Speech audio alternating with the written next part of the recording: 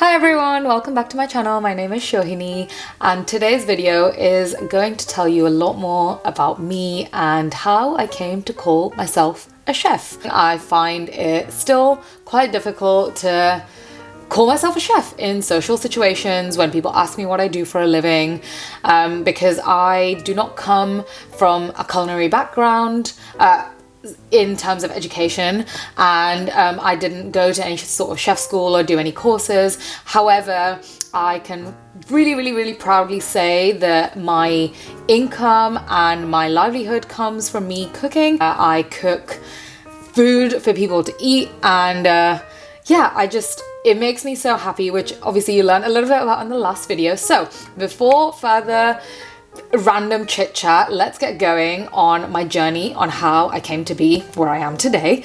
So grab yourself a tea, coffee, whatever drink you are going to be drinking, and let's get going.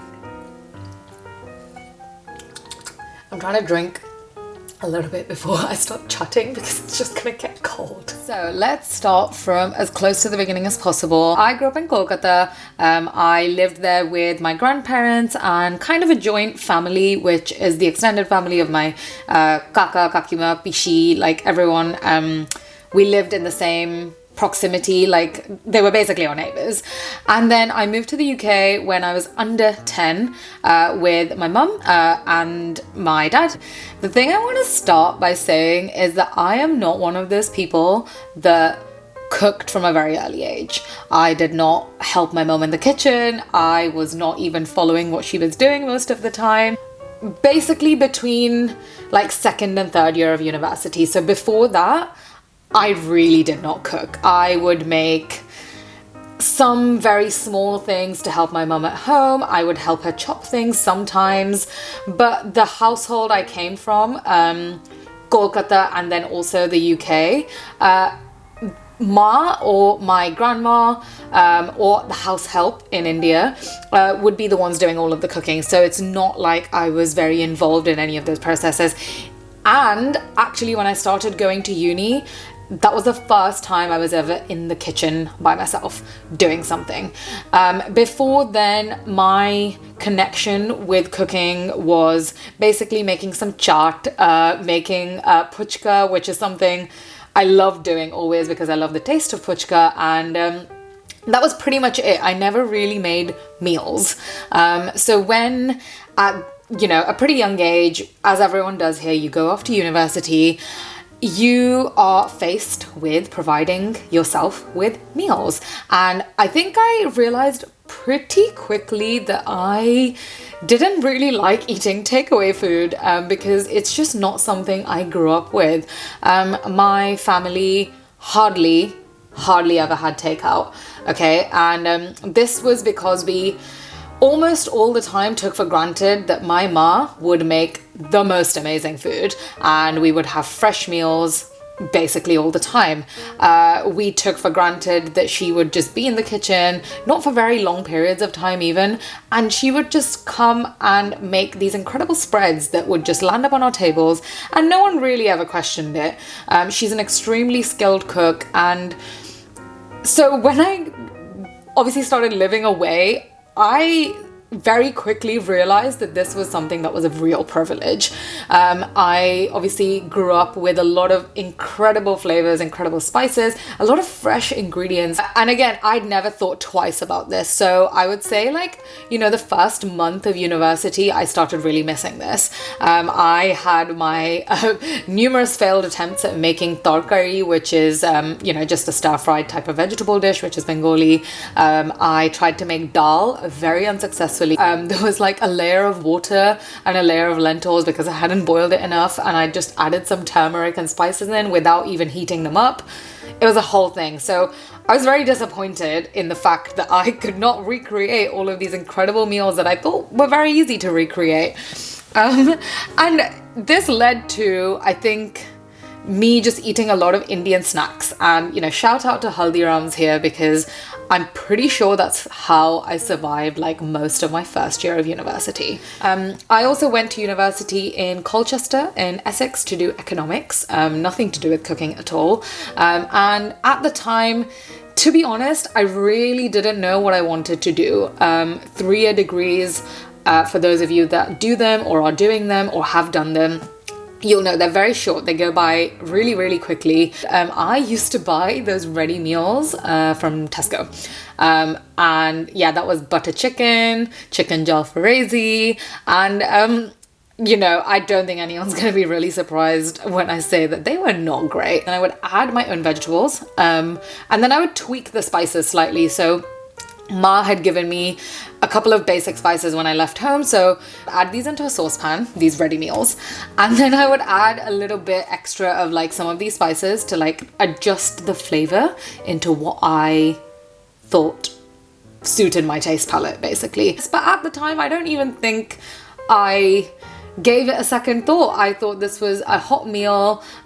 It was fairly nutritious, more nutritious than Domino's pizzas, and Colchester didn't really have too many options of restaurants and takeouts anyway. It was only probably towards the end of second year when I started dating my now husband, but at the time boyfriend, Rijal, that I started cooking a little bit more. Our families are both from Kolkata, so we grew up eating, again, very similar types of food and appreciated food in a very, very, very similar way. So that really helped. And at this point, I was also in a shared house, which had a bit of a nicer kitchen than the first year university kitchen, which I'm sure everyone will agree, not the best kitchen situation ever in life. And again, I came from a home where Ma's kitchen was pristine. For some reason, and obviously there's a lot of hard work on her part, because now as an adult, I truly appreciate this. Her kitchen always looked like a showroom. It was always clean, it was always shiny, everything was always organized and labeled. So going from that into like any other shared kitchen situation is not ideal. All my food actually tasted the same. I really remember using basically like the same 4 ingredients for all my dishes, and I can list them as well. So it was paprika, chili, lemon juice, and obviously salt, but turmeric as well. And that's all I used. So every single dish I made was a variation of like these 4 things. There was one point, and this is one of those moments that I truly will always remember. I remember going into this restaurant and just feeling really at home.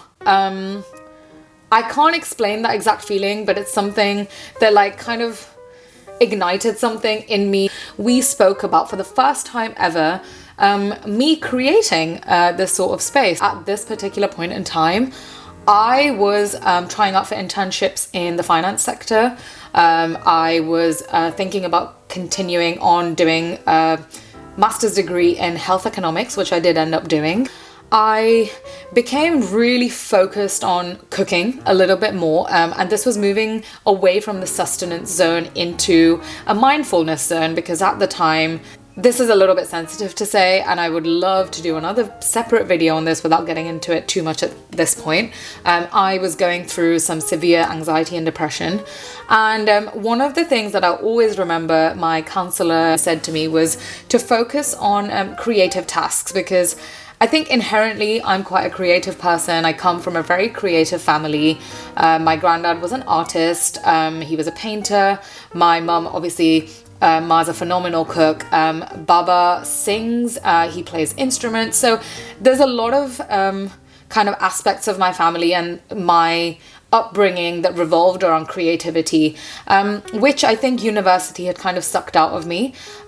So during that time when she had brought this up, I tried to do things that just brought a lot of joy to me, but also when I would be doing those things, I wouldn't be thinking about anything else. So it was cooking, that was one of the things, and dancing, which is also something I had done since I was a little girl. And cooking was something that I was just starting to realize that it was probably my most meditative self. And what I mean by saying that, and this still stands true to this day, is when I cook, I don't think about anything else.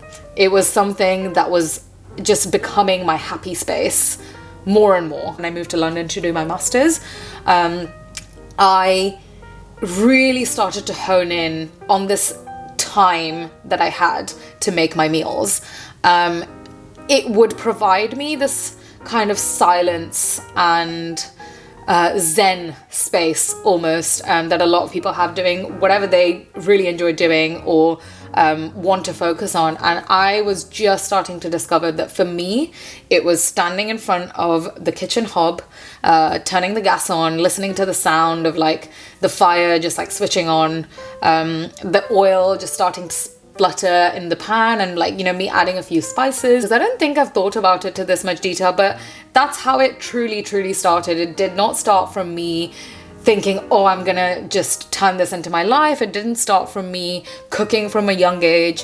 It was something that came into being because of other difficulties I was going through that were completely unrelated. But my path was always going to be find a job, get into like the corporate world in some way or form. And I didn't know what that would look like at the time. And masters and education, like the kind of conventional path, I'll be very honest, like I don't think it prepares you for the working world. At least for me, it really didn't, because the master's was really interesting. My degree was really interesting. But when I eventually started working, which was just, you know, a year after I moved to London, I found there was a strenuous relationship between what I had learned and what the working world required.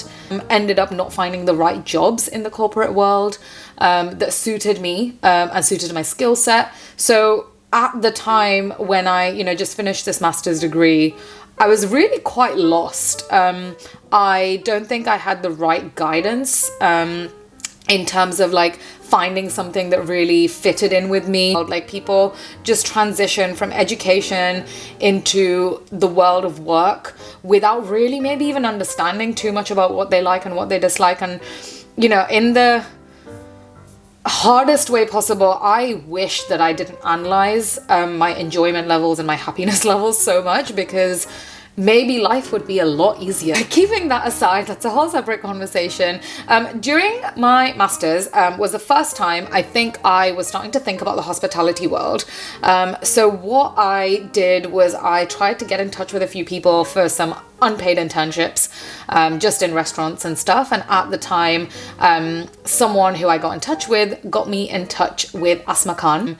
This was the first time I had heard of the word supper club, and this I will always remember. I met Asma and we got along really well instantly. I knew she was starting up a restaurant. I had 1 or 2 free days a week where I was meant to be studying and doing my coursework, but instead I started to help her just as part of like a bigger team, going into her, you know, to-be restaurant space, and then also running a couple of street stalls. And I really enjoyed myself. It was the first time I saw people doing things that they seemed super passionate about. And I saw what a supper club was.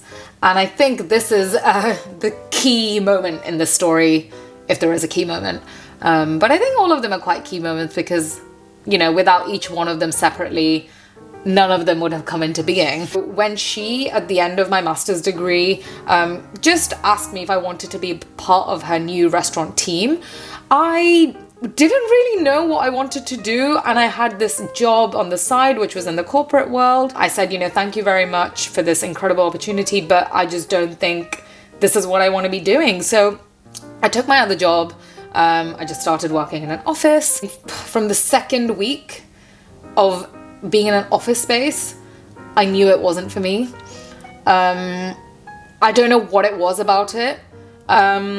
Basically, 2018, the start of that year, was when I first probably had a very honest conversation with myself and with Ridgel, who is my soundboard for everything in life, about leaving that path. And it was very scary. It was the right thing for me at the time, because had I not done that at that particular point in time, I don't think I would have been brave enough to do it later. The last job that I was in, the one I quit, it was horrendous. It was not suited for me. I was miserable going into work every day. In fact, the only thing I looked forward to was making my colleagues lunch, which is a little side hustle that I'd started. And yeah, I think at that point I knew that like the cooking gave me more joy, even if it meant, earning like £5 per head, selling like work lunches. From then on to now, it has been the most incredible journey, which has been in equal parts difficult and equal parts satisfying. It's very rare and it's very lucky that I have honed in on what I think is my true calling. And that is feeding people. Literally, it is feeding people. I've always been a feeder, and I think I was brought up to be a feeder by my mom. Well, fast forward a little bit now because, there's a lot of nitty gritty here. I was just working, again, very luckily I got a job in Mayfair in a Michelin star restaurant as front of house, not in the kitchen. It was really interesting for me to just see the workings of a restaurant. A couple of incidents where I had gone into this kitchen, which was, a very highly functioning, highly streamlined, like professional kitchen. And it was all men in the kitchen. And I found that really intimidating. There was a lot of testosterone. There was a lot of yelling. And yeah, I know this sounds fairly stereotypical, but unfortunately, it's one of those stereotypes that is kind of true. It was short-lived, and the main reason for that was the hours. Hours in hospitality are horrendous. They do not allow you to have a social life. They do not allow you to have a personal life. They exhaust you, and ultimately for not even much financial gain, if I'm being honest. Away from my job situation at the time, I was cooking a lot. This was, I think, the time where I was truly just practicing. If there was one thing, and we call this a riyaj or riyaz in Hindi and Bangla, it is just practicing your art, which at the time just gave me a lot of satisfaction. That's why I did it. It wasn't to achieve anything. I call it my brain's tongue, actually. Which I think always existed because I was always very good at picking apart flavors. If I went to a restaurant and had a dish, I would be able to tell what kind of flavor profiles were in it, what was in the food, how they kind of may have gone about creating it. This is when I honed in on that. Making things that I honestly do not remember any of these recipes at all. I just made stuff and we ate stuff and I hosted friends and I fed friends endlessly. My food at this time, I don't think had developed a personality, I like to call it, but it was something that I knew I had all these techniques in my repertoire from growing up in this household where Ma made all this food, and growing up in Kolkata where my Dida, who is my mum's mum, made this incredible traditional food, and all of this food history that was just in my family. It was just sitting there. And then September 2018 is when I first took this plunge and went from just hosting people in my house, creating a monetary system where people would pay for tickets. Of course, there's highs and lows, and of course, I doubt myself like 90% of the time.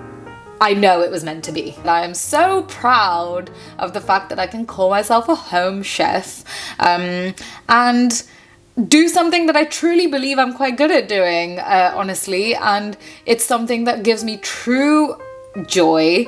It's something that I really believe I was meant to be doing always. I just wanted to share a little bit of this, like, I guess slightly unconventional journey of like self-discovery mainly. It's just something that's really ingrained in me, and maybe not always presented itself in, a culinary sense, but I think I've always been creative. I have always wanted to show off my flair, whether it be in painting or sketching, or dancing or taking photographs, all of these things that I've done. And actually, my family have supported in me doing all those things. So all of these things really played its part in creating the kind of brain work that I have in creating food, be it from an aesthetic sense or be it from a flavor sense.